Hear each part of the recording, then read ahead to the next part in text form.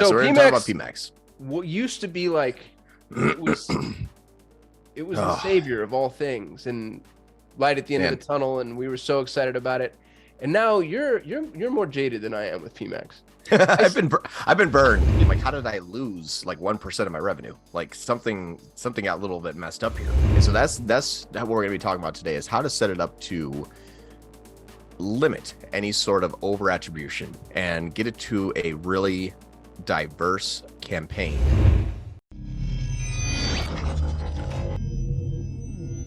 Welcome to the Ultimate Guide for Google Ads, Part 5. Cinco. That's PMax. a lot. Yeah, that's a lot of parts. Sorry. Yeah, everyone. you know what's funny, dude, is we used to do all these as one video. I know. For people who've been longtime watchers of the channel, and it just got too complex. It was like, Well, it's like just hours rapid of fire. curriculum. Yeah. Yeah. It's like when you're running a brand campaign, always use manual CPC and go over to the top placement, don't overspend. It's like, And what? sold. Yeah, thanks everyone. Yeah, it just became it was an so auction. fast. Yeah. Yeah. Yeah, You're really good at that, dude. You missed you could have been an auctioneer, or you could have been a four-step caller. You know what's really funny about that? If you Google John Moran, there's an auction house named John Moran. That's why I couldn't get that URL. But yeah, it was actually, there's an auctioneer called John Moran. I'm like, oh, it's probably like a long lost cousin. Yeah. I'm gonna ask my dad if he has like any, long lost brothers or some of that. Like maybe he had like half a medallion somewhere, and he's just gonna find the purse with the other half a medallion, and yeah, and then we're gonna link up his long lost brothers, and that's found by my cousin. I love the turn this video has taken. Like all right? of a sudden, it's a Nicolas Cage movie. I'm gonna steal the Declaration of Independence. That's why you're so good at Google Ads. Your auctioneering's in your blood. That and ADD. Yeah. And energy drinks. All right. PMax. Cool. Yeah. So we're gonna talk about PMax. What used to be like, it was the savior of all things and light at the end of the tunnel, and we were so excited about it. And now you're more jaded than I am with PMax. I've been burned. Yeah. Like I still like it. I like, you know what? Want to know why I like PMax? It's because setting up PMax is like setting up a Facebook campaign. Like it's so easy. You know what I mean? It's just like, oh, you just follow the yellow brick road. Right. And it always shows good ROAS. Yeah. Right. Yeah. And no matter what, it always looks good. So right. Yep, exactly. And that's where I've been burned by it so much too, because it's all of a sudden like when you start to try to make it do something, that's when you kind of see, oh, that's what was going on. What I mean by that is sometimes you want to scale, and then it's like, okay, it's scaling, but then you check like overall MER and it just goes down. Like I'm looking at campaigns that are like 20% better, then 30% better, then 40% better. And then I look at analytics, I'm like, how did I lose like 1% of my revenue? Like something got a little bit messed up here. And so what we found too, that happens sometimes too often, but also what is the best feature of the campaign is it will hunt for any conversions it possibly can, even if it didn't originate with them. And that's where we started to see things go a little haywire. You're just going to cannibalize everything you're doing if there's not easy conversions to capture. Yeah. So you start to crank it up, and Google will spend that money, and then it will earn a remarketing click somewhere, and then it will show that it had ROAS on that sale. Like let's say 2, 3, 4x, doesn't really matter. It was a returning user from organic, and so that's when it's like, did we really do anything? Not really. So when you try to scale, it will attribute more sales to itself. But how is it attributing more sales to itself is where it either is, getting good non-brand cold traffic that can scale, and it's rightfully earning itself those conversions, or is it sort of cannibalizing other channels like your direct channel or your organic or your email. So it starts to over attribute itself a little bit, and that's where things can go wrong, especially if you have a lot of good brand recognition and you're not necessarily wanting to max out the brand. It will start to capture that, or if you have people that are coming in from Facebook or Instagram or organic, it doesn't matter, wherever they're originally coming from, it will remarket, and it will show an ad to it. And the bad part about PMax too is because it can have an engaged view conversion, and it will make YouTube videos by default. It doesn't even need to earn a click to reattribute or to attribute conversions to itself. And that's where it gets a little bit screwy, is because you can have a person that's getting ready to convert, and as long as they see a YouTube ad, within by default 3 days of converting, PMax will say, yep, I got someone. So that's where things get a little bit haywire, is it can over attribute itself too much. flip the coin for us, because we're Mhm. teaching people how to build this thing. And so like Yeah. right now, everybody's like, well, I'm going to stop watching this video and go watch how to build Facebook again. Like when it works, it's amazing. Right. These are just these are the pitfalls, but when it works is it's unbelievable, and it will be everywhere. It will be on search, on shopping, on YouTube, on GSP, on Discover, on display. It'll do fantastic remarketing. It can show up just like a DSA campaign for all your search categories, and it will give you good non-brand top placement in shopping. It works extremely well. And so that's what we're going to be talking about today, is how to set it up to limit any sort of over attribution and get it to a really diverse campaign. And some of the learning lessons that we learned over this last year, because we found out that, doing it one way is way worse than doing it the other way, or, that's actually how asset groups work, or signals are actually a lot weaker than we thought.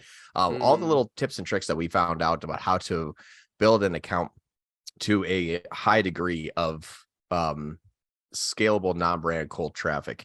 And that's what we're going to be doing today. And that's the kind of the reasons why we found out how this works. It's pretty cool. I'm excited. All right, so let's dive in, because I have an account that we can share. I had Tom Breeze audit our YouTube account, by the way, and Mhm. he looked at all of our videos and he found the inflection point where the views go up, and it's right when you start sharing your screen. Swear to God. I bet. Yeah, I can imagine. Yeah, that, and this is crazy, but we get more views if for my videos anyway when my hair's down. Not kidding. Tom's like, yeah. So he's like, when you share your screen and when your hair's down, not up. And I'm like, that's the strangest thing I've ever heard, but okay. So I just share my screen, your hair's down. Look at that. Bro, I know. This is the John Wick of Solutions 8 videos. Oh man, here we go. You kind of look like John Wick too, which is pretty funny. You're like, that's the nicest thing you've ever said to me. Share with you just last 30 days of performance so that we're, knowing that it's working well. 19,000 in cost, 82,000 in conversion value. So it's getting a really good return. It's a little bit above a 4. So when we're looking at the asset groups, we built out 59 different asset groups. Most will build out, most companies I've seen, the very large company I just audited recently had one. And it was a public. Every PMax audit I do,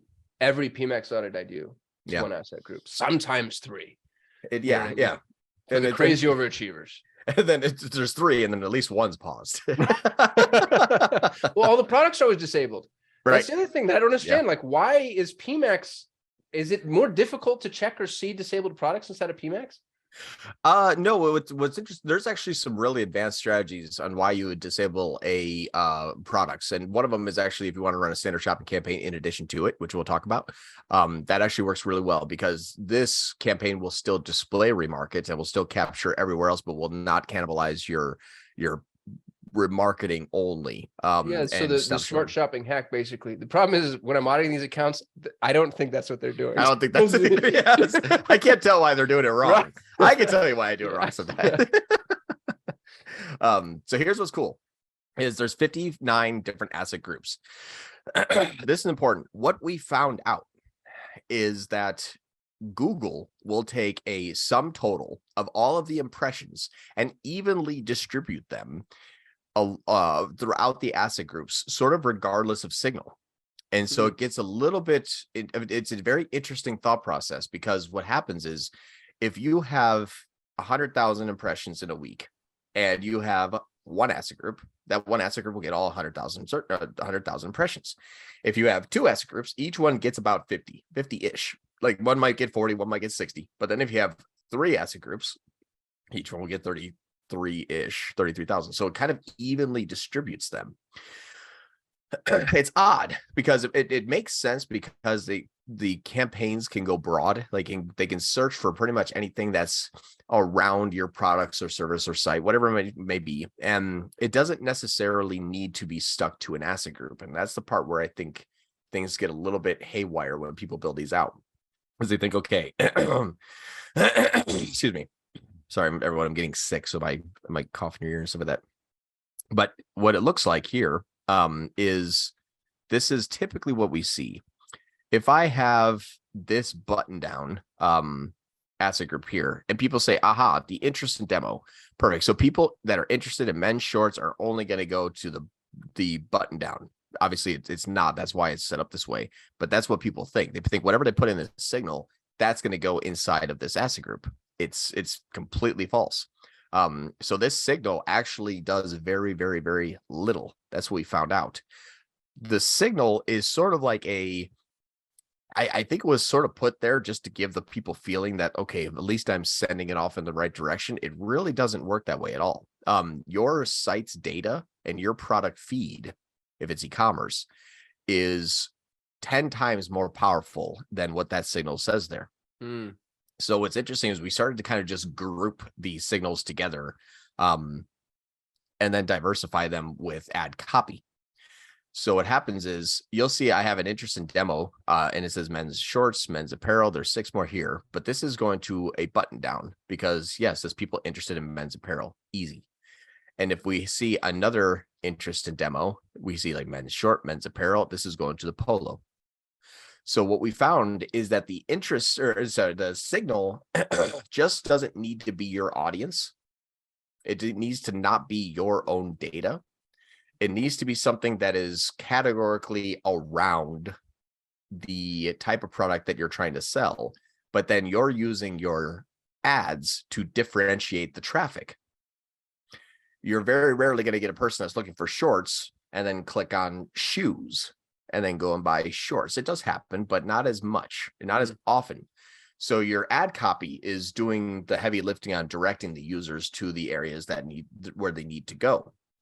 It's not the signal that's bringing in the user. The signal is coming in, but if someone's looking for shorts, the asset group's listing group will say, here's my shorts. And the shorts, because that data in the feed matches up to the search term, will naturally show this asset group as the asset group that needs to be shown. And then people are coming in. So it's very, very strange. It's almost like running a standard shopping and a DSA campaign together. And this audience signal is almost like an observation. It really doesn't make too much of a difference in the audience signal. What's Do you nice think about that'll change long term, John, or do you think that's the way that PMax is built?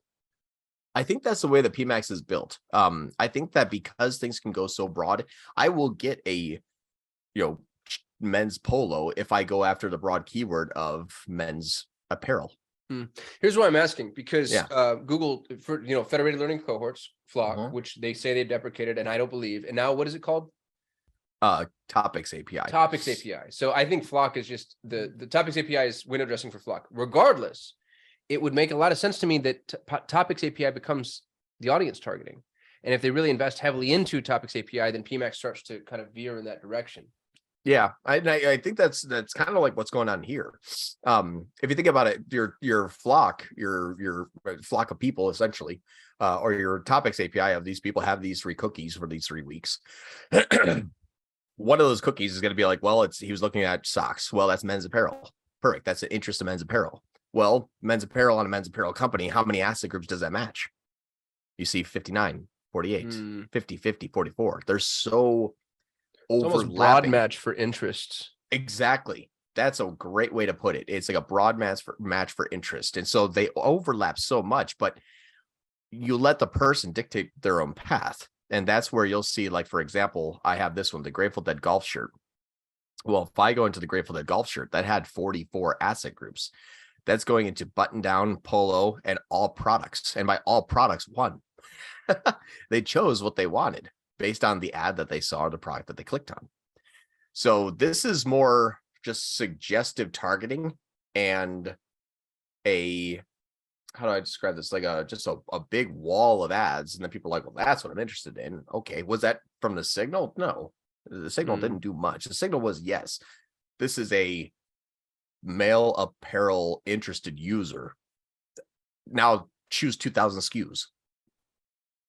And so that's what's crazy is the way that you can really help win non-brand cold traffic inside of Performance Max is very, very well diversification of your asset groups. When you shove everything into one, the learning algorithm basically just is it's a stupid machine when you're talking about recognition of what a user would or what the owner of the ads campaign would want. All they know is this word does good. Fine, that's good. But when this word does good and it's your brand, why? Well, it didn't really test much else. Why? Well, it had 5 pictures and all of your products. So people that are Googling your brand always click on one of your products and always converts. So it's just going to have you do that all the time. It's not diversifying the signals, which I know sounds stupid, but the more signals you can put in there, the better that it will go. But you really need to diversify your asset groups. Most people will say, well, you don't want to diversify your asset groups too much. I would agree. I think that it's solely dependent upon your ad spend. If you look, we have a $500 day budget, which is not a small budget. It's a healthy budget, more than enough for 59 more enough for 59 asset groups. When you look inside of, I don't know why that does that. Let's do this here real quick.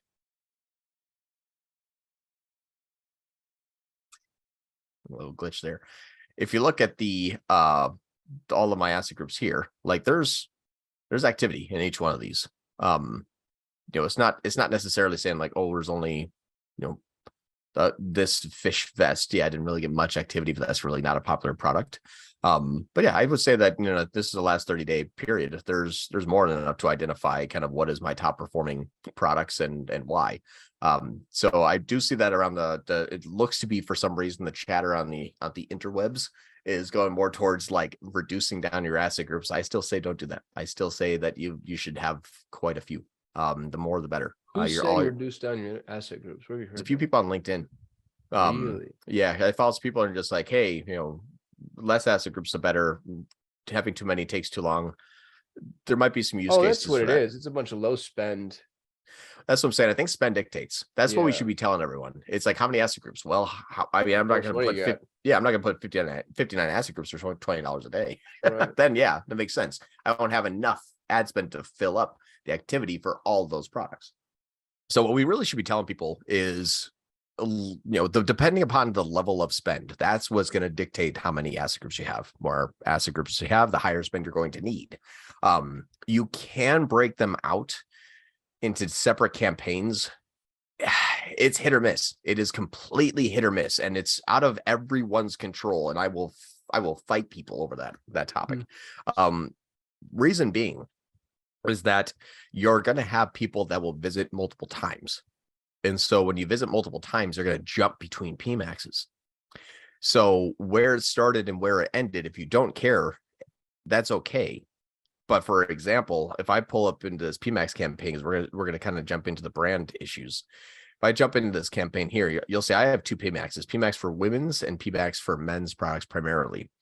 The problem is, though, is I did make $3,400 last week on my brand campaign that I can't tell you where they started. They could have started in women's. They could have come back inside of the Section 119 brand, clicked on a brand search ad, and bought a women's apparel. And now this campaign here says I sold more men's apparel. That's not true. So just know that there is going to be overlap post first click between the PMax campaigns. And if you have a PMax campaign that is trying to sell a product and it's showing up for more generic search terms, it's not really like a standard search campaign. Like they didn't search for something and click on that problem or product. That's something I think a standard search campaign would be better if you need to make a push on a specific group of items. PMax is just kind of whatever sells, and it will do it very well. Just know that you have less control over it. So multiple PMax, I'm using it so I can have the spend dedicated to getting the product awareness, but whatever sells. So that's why I'm splitting mine out. It's like, I know I have X amount of dollars pushing men's products. I have X amount of dollars pushing women's products. That's all I care about. I just need both of them have exposure. If they're going to jump back and forth and sell, I don't look to see how is men's performing, how is women's performing. I look at analytics for that if I wanted to, or look in the back end of Shopify. But I'm not going to use Google Ads to dictate how, or to dictate my understanding of, is this product doing better or not? So just know that they're going to jump back and forth. With the brand showing up in PMax, because it is going to cannibalize the return traffic between the two of them, that makes it a little bit more difficult. What you can do to mitigate that is to run your own brand campaign. And when you run your own brand campaign on search, in addition to PMax, you do help pull that out. What I mean by that is you'll see this brand campaign here last 30 days. I spent $85. So $85 total, made almost $14,000 in sales. So this campaign here, because I have 9 cent cost per click and my cost per conversion is pretty much like like 18 or like it's like 80 cents, something ridiculously cheap. I'm taking this 14,000 out of this PMax campaign here that would have captured it. It would have shown up for it. But because I have another campaign that's doing better than my brand campaign or than my branded search inside of PMax, my PMax is then more free to use that total daily ad spend on. You'll see one brand here, one brand here. Everything else, when you sort descending by conversion value, is all non-brand except for like here, which that could have been a non-brand. They were just return traffic, but this is just last 7 days, by the way. Like it's really nice and clean. Yeah, I think you had a question about the categories, right? The you asset just groups. mentioned earlier the importance of categorization, and then when you started talking about cross-pollination of asset groups, it made me think about, number one, if people are going to segment categorically, they're actually not going to be able to see that it's successful. So, and that's probably why everybody's going back towards, everything in one asset group, because even though it's helping, they can't see that it's helping because there's like no per asset group attribution. And so they think like, just put it all into one, where it does help, but you can't see that. So that's just a comment, actually a question. You agree with that or not? No, I would. I agree that the lack of visibility usually makes people just throw their hands in the air and say, well, I guess we'll just put it all back into one. And I would say that that's a reaction to the unknown that I think is not a fair assessment. Not from what people who purchase products online, their purchase habits. I think we can get a little bit smarter with our segmentation. I'll share with you what I mean. Inside of these asset groups, because I've grouped them categorically, I'm actually capitalizing on a normal human's buying process in order to replicate that same buying process at scale. When you're looking for board shorts, for example, very rarely do you look at a board short, let's say section on a website and then say, well, I'm buying the bow tie. It doesn't happen. You're going to buy board shorts. It just may not be the exact board short that you clicked on from the ad. You may find a different one. So what I'm doing here is I'm essentially trying to bring Google to the forefront of finding repeat traffic the way that they purchase. So people that are looking for polos, 80% of the time buy polos. People that look for board shorts, 80% of the time buy board shorts. People that are looking for Henleys or sweaters, most of the time they're purchasing within that. So what's nice is when I look at inside of this PMax campaign here, I can look at the insights and I should be able to see something like this. If I look for a golf shirt and then I click on the 44 golf shirt and then they bought a polo, that's a golf shirt essentially. That's and same with the button downs. So there is all products here. They may have bought a polo or essentially a button down from here. Okay, so let's look at like hat. Did they buy hats? So they bought a zip up and converted the all products board shorts. They bought everything here. That didn't happen at all. Okay, so we got to look at the next thing here. Grateful I'm Dead sorry, button. that didn't happen at all. What do you mean? Oh, they didn't buy any hats. None of the asset group did not serve for any hats. They bought bunch of other products. Within the hat asset group, they bought everything but hats. Yep. And then we see Grateful Dead button down shirt here. This one, what did they buy? Do the conversion value. Fish robes. What is a fish robe? It's a robe. It's a big, it's a big robe. So I must have one. Right. They bought a button down shirt and then they also bought a fish robe. And you know what's funny is this actually wasn't a fish robe. Fish robes are $400. They bought a button down shirt. They probably came in through search. So here's what's crazy though, is a $29. That's our button. You just blew my mind for a second. I'd never even thought about that. Huh. Search attribution is based off of the phrase clicked. Yeah. But if you take that and carry it into PMax, it means that asset group attribution is going to be variable based off of the channel they came in on. Yeah. Oh, that's a nightmare. It is. So that's why when you group things categorically, at least I can show the listing group that's proper. So here's what's funny is that $29 is going to go into all products. What did they click on? A search or a shopping ad? Not sure, but I know they bought a button down shirt. Fish robes. I know they didn't buy a robe. It's the button down shirt price. And then they have the button down. Then we probably clicked on a button down shopping ad. So when I go, watch this. if I search for Grateful Dead button down shirt, I see my ad here, here, here, here, and here. What am I clicking on? Well, this one right here. What asset group in PMax was that? No idea. Whatever asset group's working well. Okay. But I also see that my button down shirts here are top dead and center. This is coming from my button down asset group. I know that for sure. So what I'm telling Google is people that Google these usually you only know that because we're running PMax and not standard shopping. Say again. You only know that because we're running PMax and not standard shopping. If we were running PMax and standard shopping, couldn't that also just be a standard shopping ad? Yes, but my listing group only has my button down shirts turned on in those asset groups. Got it. Okay. Mm-hmm. So I'm old. That's what's nice too. And if I go into my asset groups here and I look at like my board shorts and I look at my listing groups, these here are all my board shorts. Dude, PMax is a data nightmare. It is. There's no consistency in terms of traffic acquisition. No, it isn't. But what's nice is I can set it up for success that as long as Google sees that people that are doing something over here most often do something over here, which is when they search Grateful Dead button down shirts, they always buy the button down shirts inside this asset group. So now when people are going to be Googling button down shirts, hopefully the listing group that has the button down is going to show the shopping ad, but also the search ad. So I can try to make sure that it's most often from the first time click legitimate. The bad part is then you're going to do this. People are going to come back and search the brand name.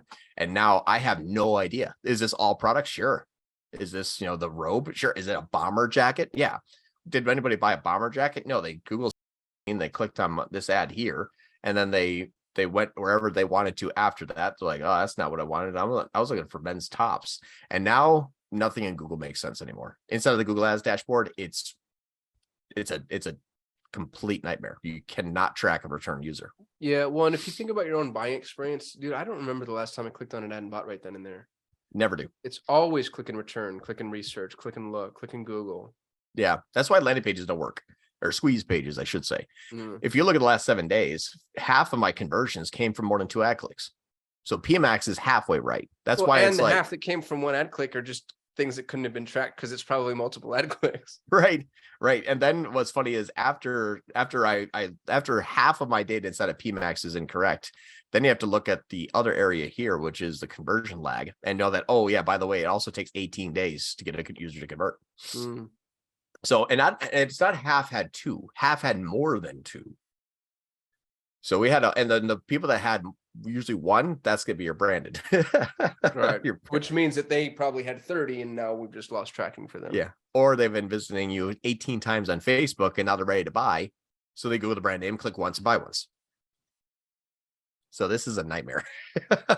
So what I can say though is what is some takeaways from this though? What can you control? You can control the amount of ad spend that are being shown to the products that you want to make them most aware. That's something that we know is a constant, is a truth.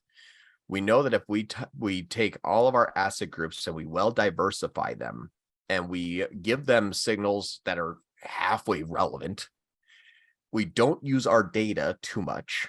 You can use your data, that's okay. If you have a really good LTV or you want those return users and you're okay with paying for those return users, that's okay. But just know that this is going to capture a little bit more than potentially what you may want. And so I'm going to give you a little kind of a status update behind the scenes. Here's what's crazy is in the back end of things, you're going to see this. See, the last 30 days, we spent 19,082. We have a ROAS of 436. Good. This looks great. When you hop into PMax here, majority of the time is good non-brand cold traffic. Good. Everything looks great. It's not that great in the back end. It's good. But here's what we have to always just be aware of. And I'm okay with this because it's helping us gather an LTV. What I'm okay with is what I'm going to share with you now is how much new and returning users is there in that 436 ROAS. no matter how you set up PMax, this will happen. Sometimes you definitely don't want this to happen. Sometimes you're absolutely okay with it happening, having the return traffic. So this is the backend I'm using, Northbeam, just to share with you this data here. Last 28 days, Performance Max, I have a 2.4 ROAS on new traffic, and I have a 3.48 on returning. Can I just pause you to remind the viewer, Google reported what, a 480? Google reported, yeah, and it's actually in the last 30. I'm comparing last 30 to last 28. So it's going to be Google's. I just want apples to apples. Yeah, so let's do this. That's the 16th to the 12th. When I say to remind the viewer, I mean to remind myself. So 16 to the 12th is showing a 462. Okay. Yep. And actually, if I just combine this here, Performance Max is actually getting a 589. So it's getting a little bit better than what Google's showing. However, this is the ROAS on that PMax campaign. So we spent 17, actually made 101, and Google says we spent 17, make 80. So it's missing attribution. Google's just horrible at attribution, by the way. You can see there's 20 grand missing. So, but all right, so let's just say that's okay. So we're gonna miss some attribution. Dude, however, I want to say that differently. Yeah, I know there's 20 grand, there's 20% missing. 20%, like right. That 20 grand is, depending on your spend, it's like, okay, like margin vary, whatever, but like 20% of your gross sales, like, holy crap, that's insane. I know, it's huge. And what's funny too is like, this is where a lot of times people will have a disagreement where it's like a vendor client, things are looking good on one side or things are looking bad on the other side, but people are not really jiving because it's like now it's Google versus Shopify. Like Google says it's good, Shopify says it's doing bad, and it's like, well, I don't really care what your Shopify. Well, I don't really care what your Google. Attribution is getting worse and worse and worse, and it's causing more and more headaches for a lot of people. And then, but that's where PMax actually starts to get a little bit dangerous. It does. It gets real dangerous. Why? Well, with the loss of attribution comes when there's more recent activity that it can track in a short time period. What is that? Return traffic brand. Google's going to save its own ROAS however it wants to. There's only two buttons that you can press inside of PMax: maximize conversions, maximize conversion value. There is no bring me more non-brand cold traffic or, give me a good top placement or give me the best impression. It is how find sales however you possibly can. And if Google says, well, that's not brand gold traffic, I don't see sales. Why? Well, it's probably too long. They change devices, they come back directly, and Google misses it. How do you save your own ROAS, Google? Go after the warmer audiences. And that's what we see. So I'll share with you here, because this is what is actually happening. So our PMax campaign, we know we spent 17 grand. We only made, or not only, but it's good. We made 41,000 on first time sales. Good. That's a 2.4 ROAS on first time sales. What does this client need? What's their goal? They want to be above 4. Okay. It's $40 cost per acquired new customer. Good. The problem though is on the other side, 423 first time sales this month. Good stuff. Now, what Google's still taking credit for though is the $60,000 in second, third, fourth, fifth, sixth, seventh, eighth time sales. So I made an additional 60 grand that the campaign woke up today and said, oh, I'm 60K positive already. Don't try too hard. You already made 60 grand. And why doesn't going into Performance Max and saying new customers only fix this? We've done this many, many times. I can share a few case studies if we wanted to. I have to use a very, very, very large client that I can't share publicly. Yeah. You can just give us the sound. Yeah. So what ended up happening is we uploaded millions of customers.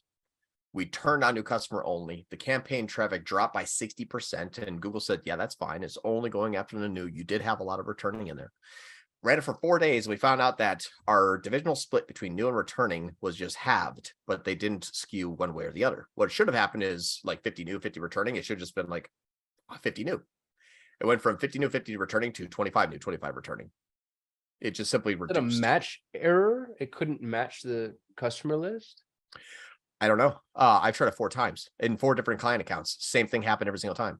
I actually have right now a campaign inside of Google where I have excluded 4.1 million customers, and Google says it's working. And Google says because I've excluded those as much as I can. There's some campaigns I will only do 90% negative because it won't let me do 100% because it's just not possible inside of standard shopping. But it said last week I only had 8 returning customers. And then the back end of the client's website, I had about 900 returning customers. So Google says you upload your customer list, you negated it out, and it's working. And then you check the actual data and it doesn't work at all. I had a 1 week period before and after, where the week after I added all those customers and negated them, I actually got a little bit more returning customers. So we actually, it's an open ticket with Google right now. So we'll see. I know it's an open ticket, but that's what's so funny too. This is the part in the sitcom where you flash to their support ticket queue, and it's just like some idiot sitting there with a paddle ball, like just does not care. It's like monkeys with typewriters, like papers flying around, monkeys jumping around. Yeah, it's like it's getting fixed. We're looking into it now. Yeah. So, but here's what's crazy though is so I got 60K in returning. I made a 3.48 on my returning already. My cost per returning customer still cost me $26. And then I had 660 returning. So Google said, hey, I'm getting 400 new, 600 returning. So that's the danger. Try to scale this. Yeah, you just buy all your own customers back. Right. Let me ask you this. There's because at a certain point, especially given, the market size for this particular prospect, for instance, is narrower than your average apparel brand because they have to like specific brands. Yep. If you scale past Google's ability to saturate your current customer list, would it then default back to cold traffic? Do you think you could outrun it? You can. It just takes a long time. And actually, and it's expensive. Yeah. And actually, sometimes you want this. Like, this is still profit. I mean, that cash is coming in. That's okay. Well, dude, there's some brands that actually have a difficult time recapturing their return customers. If you're in a hyper competitive space, consumables specifically, like this would make a lot of sense. For this particular brand, though, you're like, I probably would have got most of those. Yeah, well, that's the thing too. Is we're pretty much the only ones in this space. Like, really high. There's a couple little knockoffs, but they're really, really horrible. So we own this space. We're like we're the household brand in there. Because of this issue, though, this particular client, we're moving into standard shopping next week. We're moving out of PMax as we're going to see how this works. And so that was interesting. Is PMax? It's good and it's bad. This is not a bad scenario. I can run this. I have been running this forever. And it works really, really well. Like, if I look at this Performance Max here, if I look at all time, I mean, not forever. I only started whenever first quarter 2022 came out. So I've been running it for, over a year or about a year, and it's working great. I just am stuck. I guess I would say I am stuck here. You'll see this. Like, I can't ever scale out of this. Like, I've hit a ceiling. Is if you're not I'm not thinking about Google ad managers right now. I'm thinking about clients. Like, if you're a person who owns an e-commerce store, your Google ad team could be saying, 500 ROAS. Look, you're welcome. And it'd be really hard for you to manage your way out of that. Yeah. Or, and if you're an ads manager too, the other part that kind of stinks is you say, hey, I got a 500 ROAS. Like, great. How much more money can we put into it? It's like, oh, nothing. No, we're tapped out. Yeah, we're tapped out. My work here is done. Right. I shall cash my check now, please. We've captured. Oh yeah. So some extreme cases that we've actually seen this go really bad is we have a client that sells very, very expensive bulk items B2B, and they have a lot of returning traffic. The returning customers will come back, and the first time order is like under 100. The second order is like $4,000. So what ends up happening on Performance Max was, as soon as those people start to return, I would see spend spike during those times. So it would know that these people are going to make reorders, and my spend would go from $1,000 a day to like $3,000 a day, and I'd make like 20 grand, and that would go dormant and then looking at the back end of Northbeam, we saw that, that's when the returning customers would come in. So the ROAS, as soon as those guys are online, Google's like, I am going to melt your face. Right. Yeah. And so any which way, shape, and form that they can take attribution for something, which isn't bad, but that's what it does. That's what the system's trying to do. So any which way, shape, and form it can take attribution for something, it will, and then it will start to show good ROAS. And that's where people are just like, well, if ROAS is good, everything's good to a degree. Yeah. But is it scalable? Not really. When that client we were saying 6 out of 10 sales are returning. Okay. Were you going to get those if you didn't go after them with PMax? I don't know. We're going to find out.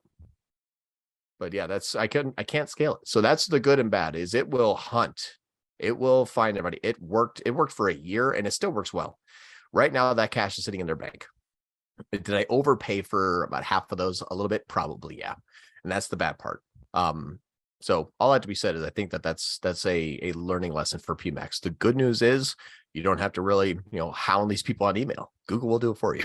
They'll find them and they'll make them come back. They'll find new. But the limitations from that is, it gets hard to scale. Sometimes you can pull back ad spend and just simply get a better ROAS. The sales will still come in because they're going to be coming in anyway. And that's some of the things that we kind of saw is we actually made a slight pullback. I said, hey, I'm just going to start to drop cost because I don't need to spend this much. So check this out. And here's where things get a little bit funny with PMax. So week of January 23, I dropped cost.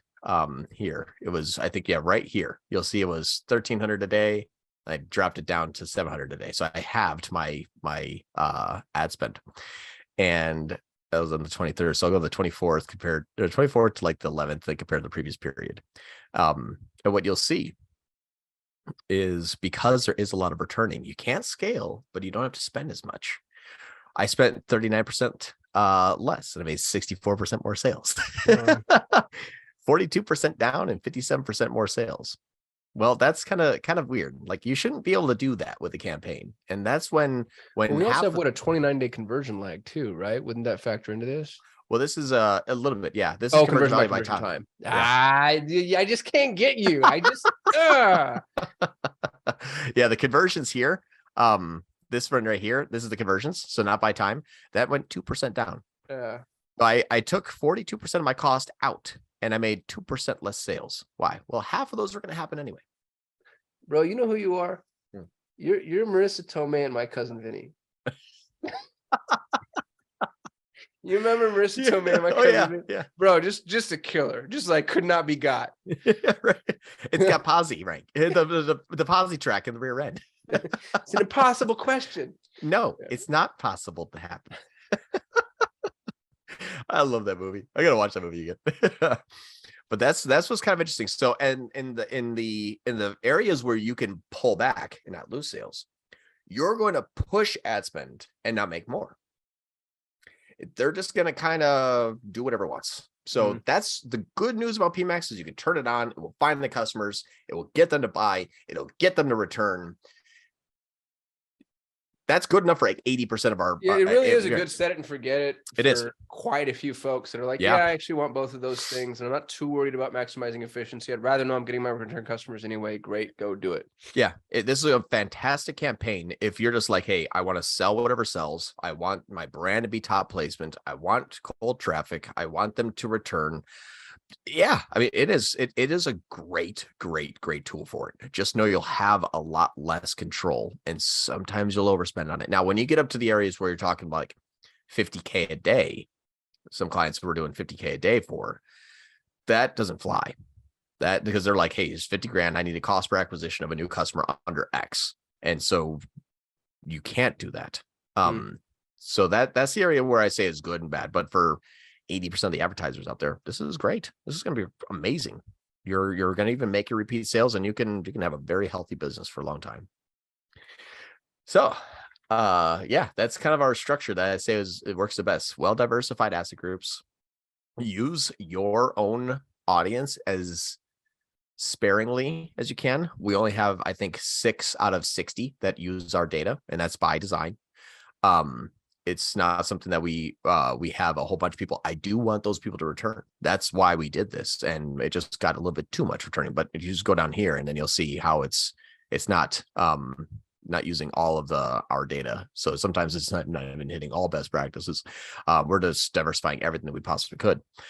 So we just have everything repeated. So hoodies to all converters, hoodies to custom, hoodies to interest demo. Like you'll see it's all diversified, but we found out, that this model does work pretty well diversified. If I was to do this one over again, what I would probably do is stick just all of my converted or all of my signals into one big signal, like a really big signal without any sort of the my data, and I just replicate that with asset groups each time. That'd be another hyper test. segmentation from a product perspective, no segmentation from a signal perspective. Yeah, just lump everything into one. That's what kind of seems to be doing. God, so I makes have me so mad.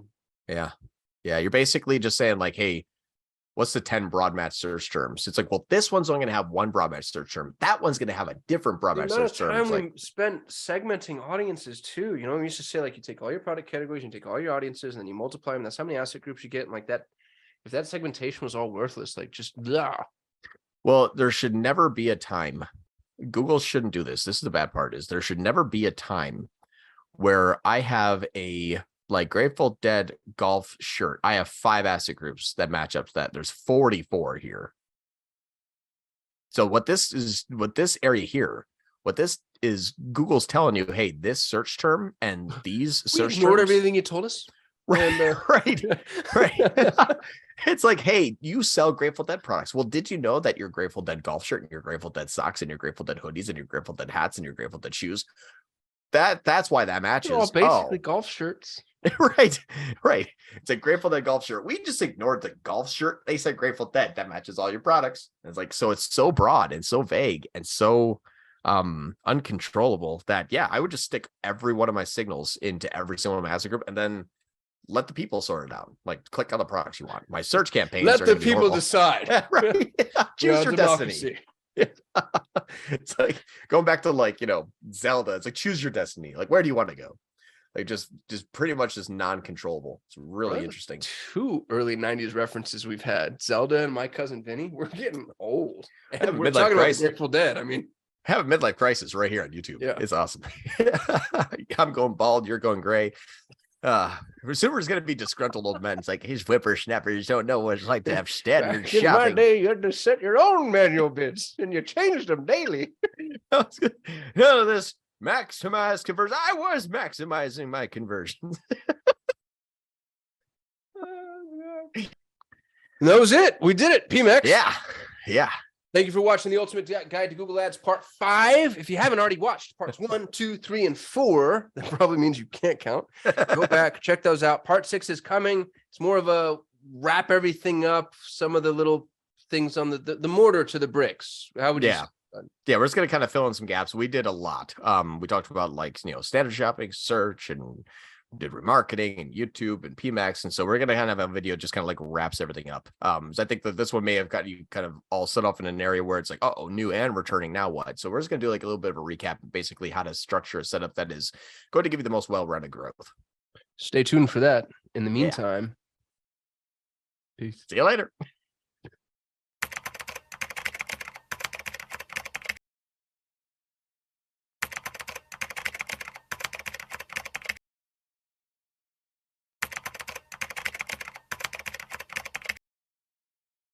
We're live. This is John Moran with Solutions 8, and today is January 20th, and this is your 1 hour of Google fun with me. So today, it's going to be a different type of video than what you're probably used to us seeing, and this is based off of a lot of data, millions of dollars in ad spend, actually.